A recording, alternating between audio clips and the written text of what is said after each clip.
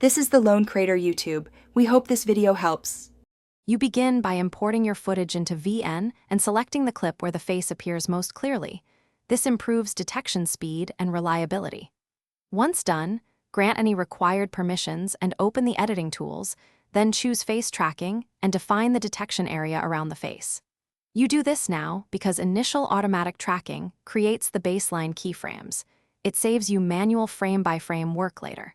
Make sure lighting is steady and avoid heavy motion blur to let VN lock the face accurately.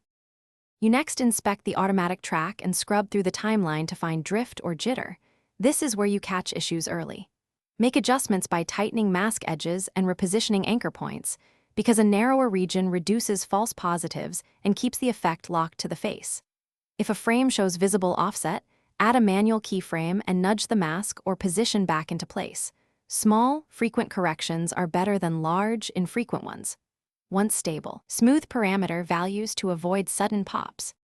You finish by applying your chosen effects, like sticker placement, selective blur, or color grading, and then preview the full playback to confirm everything stays aligned. Once satisfied, export using the original resolution and frame rate to preserve quality, and save a preset if you plan to reuse settings. If tracking fails or slips during motion, try the key troubleshooting tip.